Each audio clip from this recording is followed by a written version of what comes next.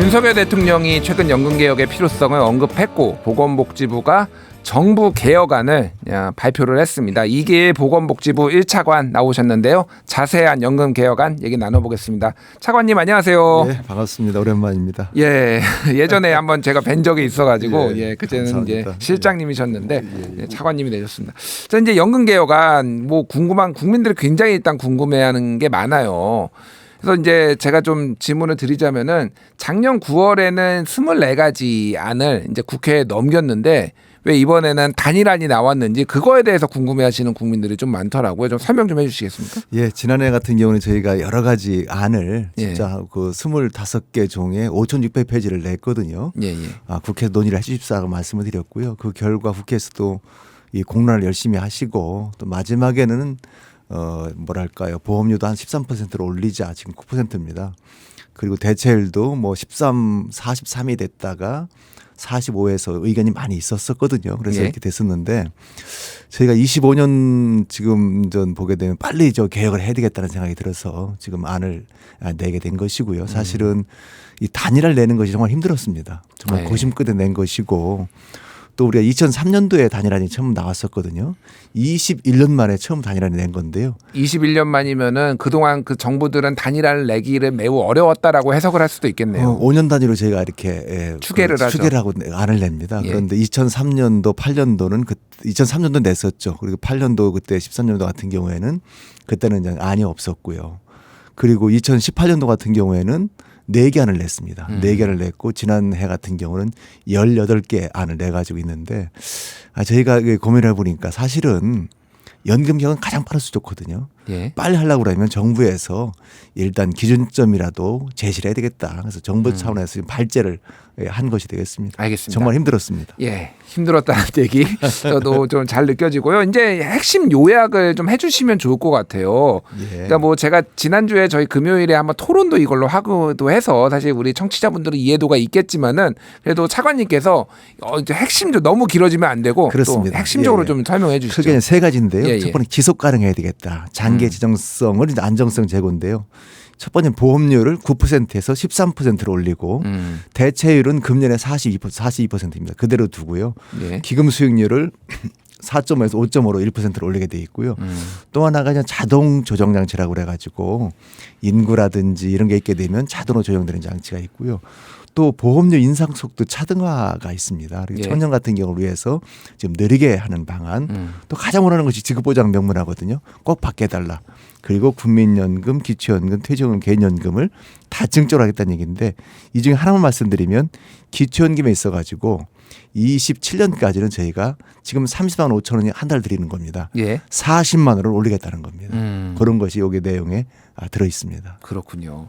예, 진짜 짧게 잘 요약해 주셨네요. 하나하나씩 제가 좀 궁금한 거를 여쭤봐야 될 것 같아요. 일단은 지금 사실 보험료의 13%는 지난 21대 국회 막바지에 여야가 이제 어느 정도 합의한 거하고 같은 수치예요. 그러니까 그거를 이제 어느 정도 이제 감안을 했다. 저는 그렇게 이해를 했고요. 소득 대체율 같은 경우에는 지난 여야가 이제 어느 정도 합의를 본 것은 44%였는데 그거보다는 조금 이제 낮아졌다 이렇게 저는 이해를 했거든요. 43%가 저기 합의한 것보다는 제한한 것이 되겠고요. 원래는 저기 43%가 이제 여당의 입장이었었고 여당의 입장이었고 민주당의 입장이었고 민주당이 45가 됐다가 나중에 이제 그 이재명 대표께서 44를 제안을 하셨죠. 그렇습니다. 그런 사례가 있었고요. 그런데 여기서 참 저희가 그 가장 고민되는 것이 뭐냐면 지금 9%하고 대체율이 40%잖아요. 그런데 이걸 쉽게 설명드리면 보험료 9%는 내가 100만 원을 번다고 하면 보험료로 9만 원을 낸다는 것이 되겠고요. 그럴 경우에는 만약에 근로자 같은 경우에는 4만 5천 원, 4만 5천 원, 9만 원이 되게 돼 있고요. 회사가 4만 5천 원, 개인이 4만 5천 원 이렇게 그렇습니다. 되게 돼 있죠. 그리고 대체율 같은 경우는 소득 대체율이라고 하는데 100만 원을 내가 월급을 받는다고 하면 40만 원을 받는다. 이건 40년을 지급해야 되는 그런 것이 되겠고요. 그거는 어쨌든 뭐 가입 기간이나 그거에 따라서 좀 달라질 수는 있지만 40년간을 가입하게 되면 40만 원을 드립니다라는 겁니다. 그런데 사실 여기서 가장 중요한 것은 사실 수직인형 보험료거든요. 과연 40만 원을 드리려고 그러면 40% 드리려고 그러면 얼마를 내야 되냐고 봤더니 19.8%예요. 그러니까 100만 원이면 그 20만 원을 내야 되는 것이거든요. 그렇군요. 그런데 지금 이제 9만 원밖에 못 내고 있는 거죠. 예. 그래서 그러기 때문에 사실은 2055년, 56년에 기금이 소진된다는 그런 것이 되겠는데요.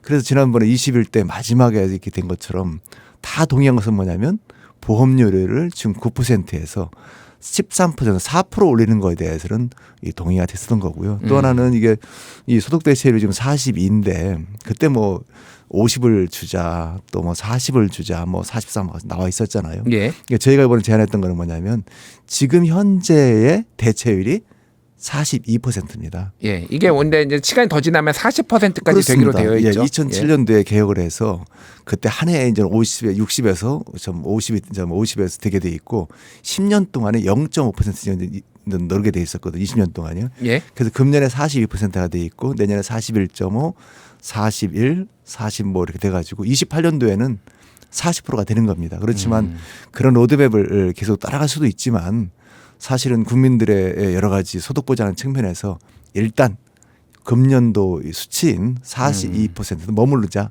예. 그렇게 되기 때문에 저희가 42% 제한하게 된 것입니다. 알겠습니다. 뭐 이거의 이제 정확한 수치는 결국은 국회에서 논의하니까 정부의 그렇습니다. 입장이 이거다라는 거를 이제 청취자분들이 이해하시면 될 것 같고, 발제한 거죠. 요게 이제 가장 제가 질문 드리려는 게 가장 논란이 뜨겁고 세계사에서 유례도 없고 뭐 이런 거예요. 쉽게 얘기를 하면은 세대별로 차등으로 보험료를 이제 인상한다라는 건데 50대 다르고 40대 다르고 30대 다르고 20대 다르고 뭐 이런 건데 쉽게 얘기를 하면은 20대하고 50대하고 4배 차이가 나더라고. 속도가 4배 정도 차이가 나는 거 맞죠? 예. 4년이다가 4년, 8년, 12년, 16년이거든요. 4배 차이는 납니다. 그렇죠. 예. 그러니까 50대는 지금 빨리빨리 매년 1%포인트씩 올리는 거고 그거를 이제 그 20대는 20년에 걸쳐서 올리는 거다. 그런데 이제 이게 야당에서 주장하는 거는 세대별 갈라치기다. 라고 지금 이제 민주당에서는 얘기를 하고 있고 첫 번째는 전 세계에 이런 유례가 없다라는 거고 또 하나의 이제 비판이 뭐냐면은 국민연금이란 거는 소득에 따라서 내는 거지 세대별로 내라고 하는 게 아니잖냐. 소득이 많으면 더 내는 거고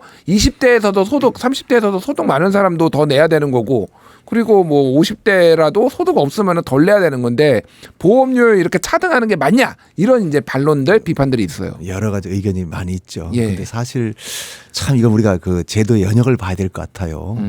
지금 1988년도에 도입해서 36년도가 됐었거든요. 근데 제도를 도입하기 초기에는 이게 다소 후하게 설계가 됐습니다. 예를 들면 그런 것이죠. 그 처음에는 3% 보험료를 내고 예. 70%를 받게 되어 있어요. 어우 정말. 네, 그렇습니다. 후회했네요. 그것이 98년까지 되다가 그때 이제 98년에 개혁을 해서 99년부터는 60%로 대체를 주도록 하자 돼 있었고 그 뒤에 2007년도에 개혁을 하면서 정말로 60%에서 한 해 50%로 내리고 그리고 해마다 20년 동안에 0.5씩 해서 이렇게 10% 내게 들게 되어 있었거든요. 그런데 지금 50대 저도 50대입니다만서도 50대는 어떻게 되냐면 지금 예를 들면은 75년생 같은 경우 다 50세잖아요. 예. 이런 분들 같은 경우에는 그 직장에 들어오는 것이 95년도 들어오거든요. 그런데 그때는 보험료 3%를 내고 대체율을 70% 받을 때입니다. 100만 원이면 3만 원 내고 저기 70만 원을 받기에 설계가 돼 있었거든요. 예. 이렇게 계속 제도 그렇게 되다 보니까 저희가 만약에 퇴직을 할 때 되면 어떻게 퇴직을 한 그 정리를 하냐면 지금 42%라고 해서 그걸 드리는 게 아니고 그때 70% 있던 때는 그때 몇 년을 계산을 하고 예. 요 계산을 쪼개가지고 다 써맵해 드리게 돼 있습니다. 그러다 보니까 지금 50세 같은 경우에는 대체율이 50.6%가 되게 돼 있고요. 예. 예를 들면 40세 같은 경우는 45%. 그런데 20대 같은 경우는 42로 저희가 이게 조정을 하잖아요. 예. 그러면 42가 되는 거거든요. 그렇기 때문에 저희가 많은 분들한테 얘기를 해봤어요. 해봤더니 이런 얘기를 하시더라고요. 첫 번째 청년 얘기는 뭐냐면 우리들은 많이 앞으로도 일할 기간이 많다. 낼 기간이 많다. 우리들은 좀 더 천천히 해달라는 얘기가 있었고요. 또 한편으로는 참 재밌는 서베이 중에 하나인데 언론사에서 서베이를 해보니까 예. 보험료를 내시겠습니까? 더 인상하면 됩니까? 했더니 이건 싫습니다. 그렇게 말씀을 하세요. 거의 다수가. 그런데 역으로 또 여쭤봤어요. 그렇다고 그러면 손자 손녀를 위해서는 보험료를 내야 있습니까?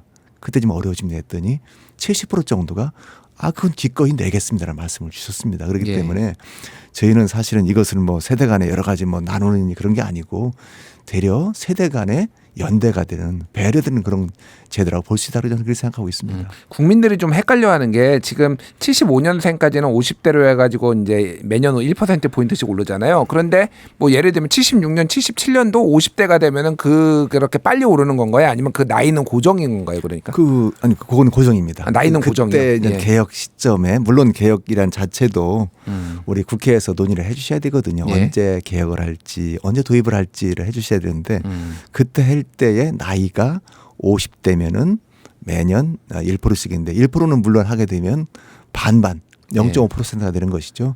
그리고 40대 같은 경우는 예를 들면은 이것이 이제 0.5%. 근데 지난번에 제가 공론화 할 때 있잖아요. 예. 21대 할 때 그때는 평균적인 보험료 인상률이 0.5%씩 8년이었습니다. 예. 그러니까 그 밑에 30대, 20대는 조금 이렇게 더 천천히 되는 것이 되겠고 40대는 기본이죠.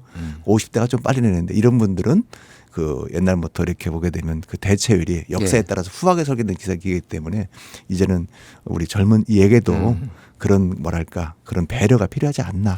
젊은이에게 배려가 필요하다라고 하셨는데 제가 또 이게 좀 까칠하게 반론을 하는 거는 그런 의견들이 실제 있으니까 제가 차관님한테 질문 드리는 거예요. 예. 지금 50대 얘기를 들어보면은 아니 지금 노인 부양도 해야 되고 이분들도 연금이 별로 거의 없기 때문에 돈도 나가고 애들은 취업도 못하고 그래서 캥거루족이라고 해서 집에 있으니까 애들도 봐야 되고 진짜 돈 많이 드는 게 지금 50대 60대인데 이렇게 뭐 연금까지 차별하면 어떡하냐 이런 얘기를 실제 하시거든요. 이거는 좀 어떻게 답변하시겠습니까? 예, 이것은 아까 첫 번째는 아까 말씀드린 대로 후하게 설계되어 있기 때문에 충분하게 받을 수 있다는 것이 되겠고요. 지금 대체율 56%입니다. 그리고 두 번째는 지금 국민연금 제도가 수익률이 높게 되어 있어요. 예. 예를 들면 보통은 저희가 300만 원 정도가 기본적인 평균 그 전체 평균 정도가 되거든요. 2.2배를 받게 됩니다. 그렇기 때문에 충분하게 소득이 높게 되어 있다는 그런 말씀드리겠고요. 또 하나는 저는 많은 분들한테 좀 가입을 권장드리고 있어요. 왜냐하면 사실은 2.2배를 받는다는 자체는 내가 낸 돈이잖아요. 낸 예. 돈은 내가 낸 돈하고 사용주분이 같이 붙어 있는 겁니다. 딸려 말하면 내가 그 낸 돈의 반밖에 안 되기 때문에 2.2 곱하기 2를 해줘야 되기 때문에 본인한테는 더 많은 이득이 되는 것이죠. 예. 그렇기 때문에 저는 충분하게 뭐 저도 지금 저 50대입니다만서도 우리가 이렇게 제도 특유의 그런 게 있었고 그러기 때문에 조금 먼저 내주고 가시는 거는 그것도 의미가 있다. 그렇게 한편으로는 우리가 제도 도입 초기에 받은 것처럼 예. 청년들은 진짜 이렇게 나중에 하게 되면 거의 13%다 내는 거잖아요. 그렇기 때문에 그렇게 우리가 세대 간의 배려가 필요하다. 저는 그렇게 말씀드릴 수 있겠습니다. 알겠습니다. 예, 이거 뭐 요 얘기만 할 수가 없으니까 어쨌든 저도 50대라서 이제 빨리 내야 되는 50대 상황이라서 괜찮아요. 예. 자, 이것도 뜨거운 쟁점입니다. 자동 조정 장치, 뭐 자동 안정화 장치라고도 얘기를 하는데 쉽게 얘기를 하면은 이제 연금은 이제 앞으로 지속하면서 이게 인구 구조라든지 여러 가지가 변할 수가 있으니 추후에 이거를 자동으로 연금이 완전히 고갈되지 않도록 지급 이제 소득 대체율이나 이런 거를 좀 지급액을 조정한다라는 거잖아요. 그렇습니다. 예. 요거의 가장 지금 대표적인 거는 전 세계 이거 스웨덴이나 일본이나 도입했지만은 올라간 역사를 본 적이 없다. 다 깎기만 했지. 결국은 이거 많이 깎자는 거 아니냐. 이렇게 지금 불만들을 하고 뭐 이제 공적 연금 행동 뭐 이런 시민다회 단체에서도 강력하게 반발하고 있거든요. 이건 좀 어떻게 얘기를 해야 될까요? 그 딸리 말하면 딴 나라가 이미 다 하는 제도입니다. 뭐 다는 아니지만 많은 나라들 한 10여 개국이 하고 있죠. 예. 아닙니다. 이거 지금 38개국이 OECD 국가에서 예. 24개 나라에서 이미 24개 나라나 하고 있습니다. 그런데 아마도 이게 이제 그 98년도에 스웨덴이 맨 먼저 도입을 했어요. 예. 그런데 가장 큰 고민들은 그게 있었던 것 같습니다. 거기는 우리보다도 출산율이 높습니다. 1.7점 되는데 이 연금 제도를 이렇게 만들어 놓고 이렇게 하고 있는데 결국은 저출생 고령화입니다. 이게 저출생이 되다 보니까 애들이 이렇게 안 태어나다 보니까 나중에 연금을 낼 가입자가 없는 겁니다. 줄어드는 거예요. 또 두 번째는 고령화가 되다 보니까 요즘 건강하시잖아요. 건강하다 보니까 옛날에 70 정도 사실은 평균 수명이 지금 83세입니다. 우리 그 국민연금 도입할 때가 88년도가 70.3세였었거든요. 평균 수명이요. 예. 늘어나게 된 겁니다. 그렇기 때문에 이 나라에서 생각했던 것이 야 그렇다고 그러면 이렇게 제도가 지속하려고 그러면 만약에 가입자가 줄어들든지 아니면 혹시라도 이게 좀 뭐랄까 너무 이렇게 그 연금 받는 기간이 늘어나게 되면 그 금액을 조정하는 제도를 만들게 된 것이고요. 그건 다양한 제도가 있습니다. 예를 들면 스웨덴 같은 경우는 주로 이제 가입자 감소율 뭐 그런 것이 되겠는데요. 또 독일 같은 경우도 제도 부양비 같은 경우가 돼 있어서 근데 예. 일본은 아주 독특한 제도를 가지고 있어요. 일본 같은 경우에는 어떻게 하냐면 3년 동안의 가입자 감소율을 산정을 하고 또 한편으로는 또 기대 여명의 평균 수명의 증가율 그거를 감안해 가지고 예를 들면 쉽게 말하면 이런 것이죠. 금년에 100만 원을 받아야 되는 거예요. 예. 그런데 우리가 내년도 같은 경우가 지금 저희가 금년도에 3.6%를 올려줬거든요. 물가 인상을요. 3.6%를 올려준다고 그러면 103만 6만 원을 줘야 되는 거잖아요. 그런데 가만히 보니까 이게 소득 가입자가 좀 줄었다. 그래서 가입자가 예를 들면 3% 0.3% 줄었다. 또 한편으로는 기대 수명 증가율 0.3% 줄었다. 좀 늘어난 거죠. 그렇게 하게 되면 0.6%를 3.6에서 감해 주는 겁니다. 예. 그렇게 되다 보면 103만 6천 원을 받는 것이 103만 원 정도를 받는 건데요. 저희가 이것을 확실히 말씀드릴 수 있는 건 뭐냐면 절대액은 절대로 줄지 않습니다. 그렇지만 상승할 수 있는 그런 액에서 어느 정도의 그런 것을 반영해서 조정을 한다는 것이 되겠고요. 그러니까 제가 추가 질문을 드리면은 이게 자동 조정 장치가 이제 반대하시는 분들의 목소리는 그건 것 같아요. 하나는 원래 우리나라가 국민연금이 아니라 국민용돈이라서 소득 대체율도 낮은데 여기서 더 깎으면 어떡하느냐 한 분이 계시고 한 부류가 있고 또 하나는 이게 하한선이 없다. 지금 뭐 정부 안도 그렇고, 그러니까 어디까지 깎을지 뭐 이제 이를테면 미세 조정이라고 얘기를 하는데 우리나라 뭐 지금 출산율이나 이거 봤을 때는 1, 2%가 아니라 한 30%막 뭉텅이로 깎이는 거 아니냐 이렇게. 그래서 이거를 최소한 하한선은 둬야 된다 이런 주장하시는 분들도 있거든요. 이거에 대해서는 좀 어떻게 생각하십니까? 하한선을 둘러갑니다. 아, 하한선 둡니까? 예, 예. 하한선 두지 않게 되면 예. 깎이잖아요. 그런 것은 예. 절대 있어서는 안 되고요. 일본 같은 경우도 하한선이 있습니다. 그리고 또 하나는 아까 먼저 국민용돈 말씀 주셨었잖아요. 예. 근데 사실 이게 2007년도 그때 그 연금 개혁을 하면서 서로 간에 논란이 있었던 그런 단어인데요. 그때만 하더라도 그 생긴 지가 얼마 안 됐던 그런 연금이었어요. 20년이 안 됐었거든요. 예. 그런데 지금 같은 경우는 연금이 이제 36년 됐지만 지금도 평균적으로는 한 62만 원 정도를 받고 계셔요. 예. 그리고 이제 앞으로 이제 더 하게 되면 사실은 300만 원이 평균적으로 소득이라고 그러면 원래 40%를 받게 된다고 그러면 3, 40이 120만 원을 받는 것이 기본적인 그런 제도의 설계입니다. 그런데 지금도 평균적으로 19.3년인가요? 그것밖에 가입을 안 하고 계세요. 예. 그런데 점차 늘어나게 된다는 것이고 또 하나가 참 좋은 제도가 2007년도에 소득 대체율을 60에서 지금 40으로 내렸잖아요. 예. 그러면서 도입했던 것이 기초노령연금, 지금 기초연금이거든요.